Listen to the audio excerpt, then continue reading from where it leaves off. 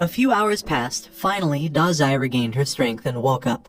But she saw Dummy and Gao Peng sleeping on the sofa. Dazai thinks of a better idea, then she gets a blanket and walks toward Gao Peng. Dazai put the blanket on Gao Peng, then she hugged Gao Peng, which made Gao Peng uncomfortable. On the other hand, Tang Tang was looking at them in the window mirror while wondering if it was the calmness before the storm, and wishing Gao Peng will grow up as soon as possible. The following day, at the principal's office, the principal was shouting at Mr. Ma because he disagreed with letting the monster into the school. The principal angrily said that the students in the school are still children and not professionally trained. Mr. Ma calmly responded that in times of peace, the age of the student was still considered a child, but in ancient times, people of the same age as students already took weapons to defend the country. The principals understand what Mr. Ma words and ask in a worried tone if the current situation of the world got worse. Mr. Ma said the new technologies are being researched all over the world, but the speed is still too slow. Mr. Ma explained that if the technologies are still slow, and when the day comes when their technology is no longer a threat to the monsters, it'll be too late for the world.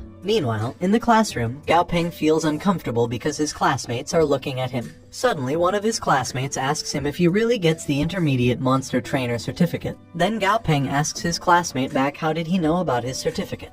His classmate shows the Chang'an Daily newspaper to him excitedly. Then all his classmates congratulates him, which made him shy. Suddenly, one of Gao Peng's classmates asks if he can make a small request. But Gao Peng stops him. Then Gao Peng said his request was small, so it was not going to be difficult for him alone. But for both of them, it was not a good deal, which made his classmate angry, but their room teacher was behind Gao Peng classmate's back. Then their teacher named Miss Murong hit his classmate's head with a piece of paper, which made everyone run back to their sits. Miss Murong made the students silent and said she had an announcement. Miss Murong announced that all schools around the world are urgently reformed. The second-year high school will have a new course on beasts, and a new special recruitment channel was added. It was a joint project of the Union Ministry of Education and the Union Military. Also, the best student can be recruited directly by the top academies or military academies. Miss Murong also said that the military coaches will be in the school soon, and students who are interested in joining the academies will begin training in the afternoon. And if they want to be special students, they need to come to Miss Murong as soon as possible after class to sign up. The class was panicking because of the sudden changes. Suddenly, Miss Murong called for Gao Peng and asked him to come out for a moment because Miss Murong wanted to talk to him. Outside the classroom, Miss Murong said the principal praised him by name in the meeting because he got the Intermediate Monster Trainer's certificate straight away. And tomorrow, the student of the 7th high school are coming, and the school like him to represent their school as a freshman. Gao Peng interrupted Miss Murong words and said that formal speech doesn't suit him. But the fact is he likes to apply for the special student of the Imperial Ambassador. Miss Murong asks why he suddenly has an intention for the Imperial Ambassador position. Miss Murong thinks the Imperial Ambassador is a pretty good way to go, but it doesn't make much sense for Gao Peng. Miss Murong looked at the window said Gao Peng grades are very good, and the bonus of an Intermediate Monster Trainer's certificate will get him to get a lot of credits. He can try all the top academies in China and foreign academies well. While Miss Murong looking at the man getting the monster ready for the afternoon. Miss Murong said if Gao Peng really wants to become an Imperial Ambassador, he can also use cultural achievement to enter the military academy, and then apply for related majors. Miss Murong warned him to shouldn't rush. Gao Peng thanked Miss Murong for being considerate to him and said Miss Murong was right, and it was safer to enter the military academy before becoming an Imperial Ambassador. But it was too slow for Gao Peng because he wanted to learn more from actual combat training and grow stronger quickly. Also, Gao Peng assured Miss Murong to take both exams because he won't give up either opportunity. Miss Murong just smiles at him and turns around. Then said since Gao Peng has his own ideas, she won't stop him. But she hopes he can think it over. In the afternoon, the group of students was ready to meet their opponent. Suddenly, Gao Peng's classmate named Tan Kainjin shouted in the crowd asking if Gao Peng signed up to be an Imperial Ambassador student too. Then Kainjin walks past the crowd toward Gao Peng. Then he asks him if he was a monster trainer that has a good result. Gao Peng responded that his grades are also good and asks Kainjin why did he sign up too. Kainjin said it's all about his childhood dream he used to watch, and the monster in the film was very cool. Also, Kainjin said he wanted to be the strongest ambassador. Gao Peng just leave him and said he should keep up, the field is just ahead. In the school court, the student who signed up for the military academy was waiting. In the court stage, the woman called for the colonel. Kainjin said their instructor is not that special except for being strong. Suddenly, the colonel looks in their direction, which made Kainjin shocked.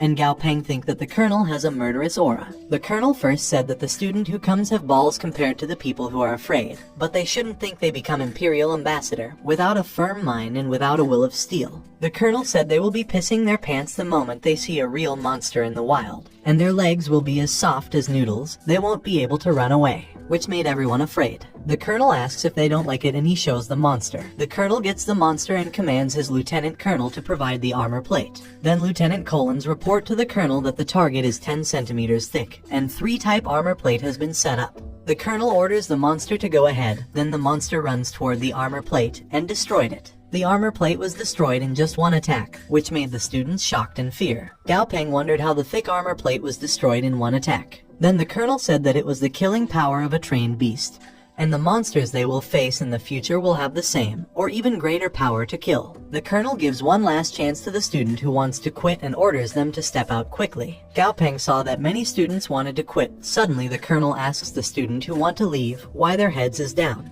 The colonel said they didn't do anything wrong, and they should study hard because it was a good way out too. Also, the colonel said they're not deserters, they just made a rational choice to go back to class. Then the colonel looked at the student who had chosen to stay and said they are different because from now on if anyone gives up, he's a real loser, and the colonel doesn't want any loser. After school is done, Gao Peng goes home tired, although he's mentally prepared.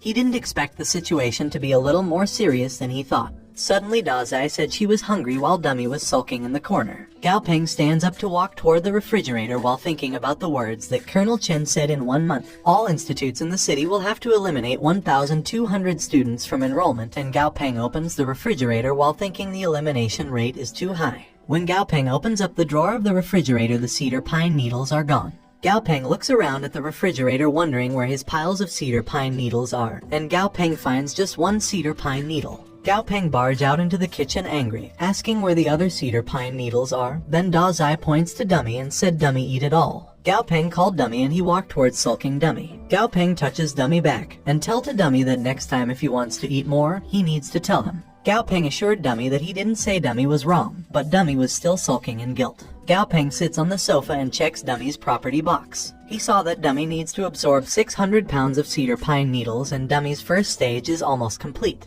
Gao Peng ordered 30 pounds of cedar pine needles and 10 pounds of lightning flower fruit.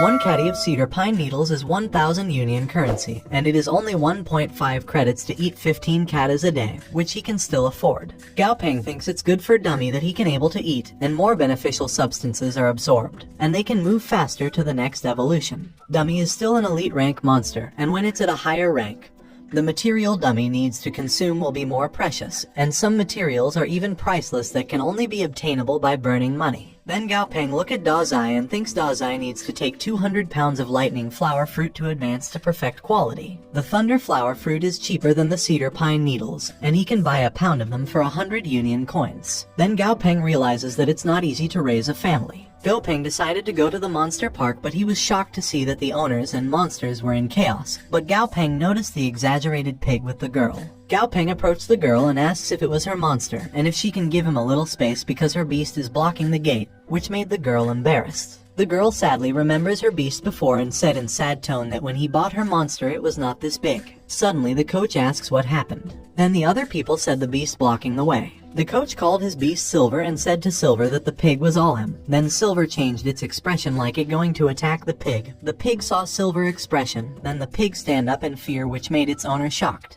The coach said the show was over, and if they were done, they should start the training right away. The owners and their beasts were lined up and listening to coach words. The coach said she knows some of them want to sign more beasts in the future, so she will first train them to command their beasts. It was a very basic and very important part. The coach said even if their beast is strong, it won't listen to the command that is also equal to 0, and she believes they have just seen the opposite of the lesson. Then the people look at the girl with her big beast. The coach patted her beast and said if they want to train their beast, they must understand their habits and preference in order to establish a good relationship with their beast in a targeted way. The coach's example is her silver moon wolf. She bought its favorite black-clad pork and fed it to her beast personally. Also, she played and slept with her beast every day, which is why her beast's reliance on her has improved a lot, and it is willing to obey her command. The coach said that the Colonel's beast they had seen before smashed the armor plate with its tail, but in fact, the tail is not the Silver Moon Wolf's natural strong point. It was just the Colonel train his beast many months that the beast's tail gradually becomes harder and swing faster, which made the people shocked. The coach said that the wolf had additional means of attack besides its teeth and claw, and the Colonel's training method, developing the beast's attack diversity and enhancing the beast's advantages. Then the coach asks Old Lai to show the Silver Wolf's skills. Old Lai was playing with the stone in his hand while saying that the Silver Moon Wolf beside him was the same. But different training methods are used for different battles, and there are different directions of development. Then Old Lai threw the rock, then the wolf ran equally to the flying rock. Then the wolf destroyed it, which made Gao Peng and Da Zai shocked. The coach said the current classification of the beast has 5 categories: attack, defense, support, healing, and field control. The actual fact is that there are a lot of people who can do multiple categories. Then coach gives an example, the green devil vine, which can act as both a defensive and a control type. But the most important thing is that they have to be able to use it as an attacker. The coach said he had already given them a demonstration and their official training will start. She also suggests they start with simple materials, such as training Bite Force to choose a wood first, and then gradually increase the hardness. The coach pointed to the apes who were moving the big box of materials and assured them to don't worry about the material because they shipped a large number of training materials. The coach asked the people who had chosen a training route to register and receive their training materials. Gao Peng looked at Da Zai, wondering what else Da Zai needs to strengthen. Then he remembered that Da Zai learned the secret art of damage transfer and Da Zai needed to improve her defense first. Then Gao Peng remembered the small ape who can move such a big box, and he was amazed. Suddenly Gao Peng remembered seeing in the studio's archives a kind of mutant ape monster with sparse hair, called the Fierce Fist Ape.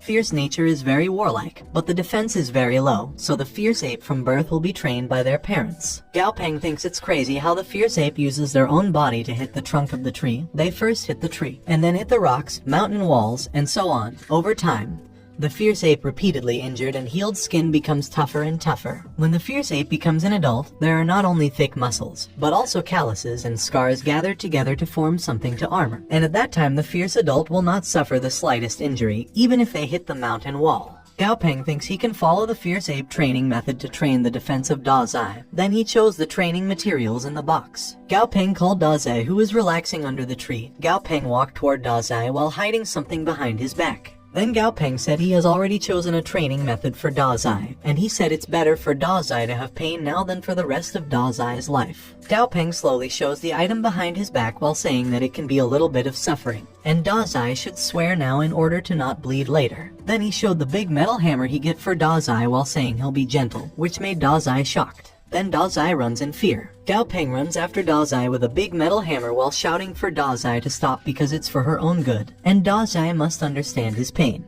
Gao Peng finally caught up with Da Zai while enduring the pain in his arm for holding the hammer for so long. 1 week later, Gao Peng was in his bed when his alarm tried to wake him up. Gao Peng just turned off his alarm, then tried to sleep again because he don't have training today. Suddenly, he heard Da Zai knocking on something which made him fully awake. Gao Peng come out to his bedroom and Da Zai said she was hungry. Gao Peng start cooking while complaining about why he's suffering when Da Zai is the one who upgrading. Then he looked at Da Zai and Dummy. Then he realizes that Da Zai didn't eat for nothing during the period of extra meals because Da Zai grow bigger and successfully reached the 10th level. But Gao Peng is not sure if he was going to be able to get a good deal on Da Zai, and his arms are almost broken in Da Zai's defense training. And Dummy also almost ate up his salary. Suddenly Gao Peng's cell phone ring and Dummy notice it and grab the phone, then answer the call. The man who calls introduces his name as Liu Senlin, the general manager of Blue Shield Security Company. Gao Peng asks what Mr. Liu needs from him. Mr. Liu said he would like to talk about something with him that would be great benefit to him, and he asks Gao Peng if he has time to talk in person. At Fei Peng's studio, Gao Peng was welcomed by Quang Quen, and Quang Quen said his visitor is already waiting for him. Gao Peng meet Mr. Liu in his office. Then Mr. Liu reached his hand out while introducing himself again. Gao Peng shakes Mr. Liu's hand and asks him to sit down.